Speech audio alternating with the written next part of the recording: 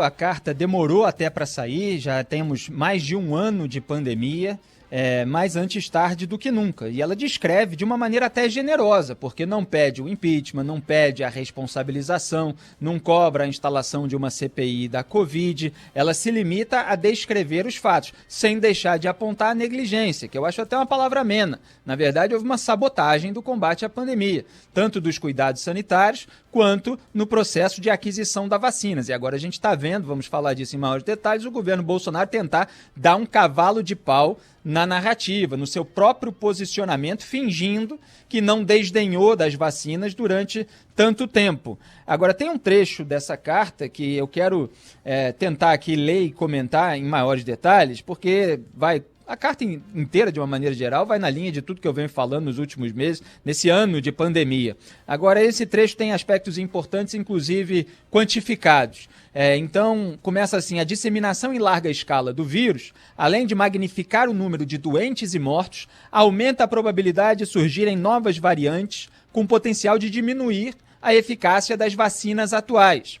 Vacinas, falei nesse programa, são relativamente baratas face ao custo que a pandemia impõe à sociedade. Os recursos federais para a compra de vacinas somam 22 bilhões de reais, uma pequena fração dos 327 bilhões de reais desembolsados nos programas de auxílio emergencial e manutenção do emprego no ano de 2020.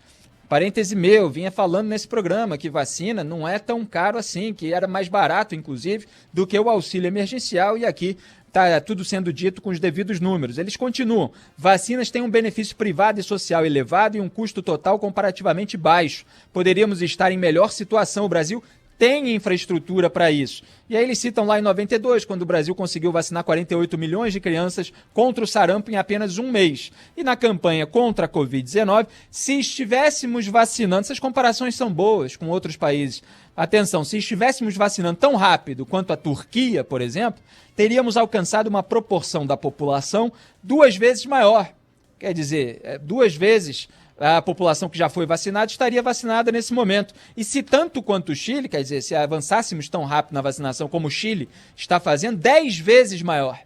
10 vezes mais gente estaria vacinada nesse momento. A carta continua: a falta de vacinas é o principal gargalo. Impressiona, esse é o momento que a gente destacou, impressiona a negligência com as aquisições, dado que desde o início da pandemia foram desembolsados 528,3 bilhões de reais em medidas de combate, incluindo os custos adicionais, continua, e no final desse trecho que eu separei, eles falam que é muito importante esse dado: a redução do nível da atividade nos custou uma perda de arrecadação tributária, apenas no âmbito federal, de 6,9%, ou seja, 58 bilhões de reais. E o atraso na vacinação, esse é o ponto mais importante, o atraso na vacinação irá custar, em termos de produto ou renda não gerada, nada menos do que estimados 138 bilhões e 400 milhões de reais em 2021. Supondo aí uma recuperação retardatária em 2 trimestres. Então, o atraso na vacinação, gerando aí, em termos de produto ou renda não gerada, ou seja, na verdade, na prática, aí um prejuízo de 131,4 bilhões de reais. Nessa perspectiva, para encerrar, a relação benefício-custo da vacina é da ordem de 6 vezes para cada real gasto na sua aquisição e aplicação. O que isso quer dizer? Aí a gente volta para a informação lá de cima, que as vacinas custam aqui, de acordo com os cálculos deles, recursos federais para compra de vacinas, 22 bilhões de reais. Só que isso pode gerar um prejuízo, né, com um atraso na vacinação de 132 bilhões de reais. Por isso que eles estão falando aqui da ordem de 6 vezes para cada real gasto na sua aquisição. Ou seja, vacinar a população é bom, inclusive, financeiramente. Salva a economia, ajuda a retomar mais rápido, tudo que temos apontado nesse programa.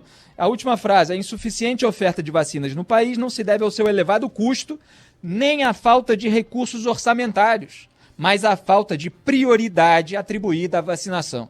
Isso significa o quê? Que o Brasil tinha dinheiro para comprar a vacina, porque a vacina ali é uma fração do próprio custo de medidas de suposto combate à pandemia.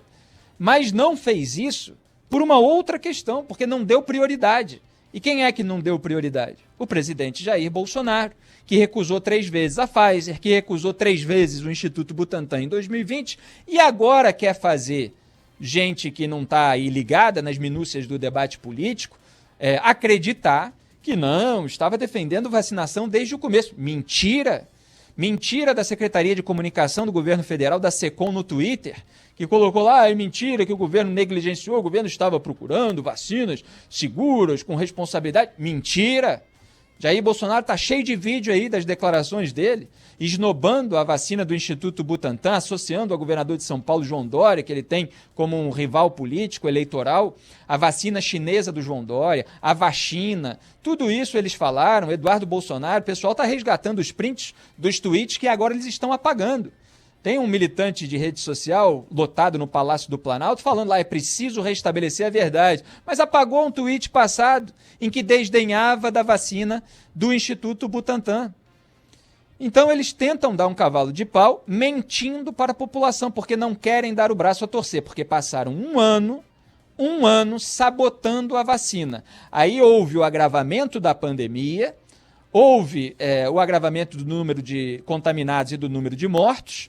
E aí o que aconteceu? Uma queda na popularidade do presidente, porque não houve retomada econômica. Como eles estão colocando aqui, a retomada depende da vacinação. Mas porque houve uma queda de popularidade que está vindo à tona em todas as pesquisas, um desgaste, um aumento da reprovação, cada uma tem ali o seu formato, a sua questão principal, mas todas indicam a mesma coisa, um desgaste do presidente. Aí o presidente, preocupado com a reeleição em 2022, começa a ajustar o discurso para ver se ele permanece no poder e continua emplacando aí uma narrativa com o eleitorado. Se essa narrativa estivesse funcionando completamente, não teria mudança nenhuma em termos práticos de aquisição ou qualquer outra medida aí que o governo federal deixou de fazer e deveria estar fazendo. Não. Está havendo a mudança por causa do desgaste. E agora a gente vai ver aí as outras iniciativas parlamentares, a tentativa de uma reunião conjunta, enquanto o Bolsonaro continua falando as mesmas bobagens. E a gente também vai detalhar isso nesse programa.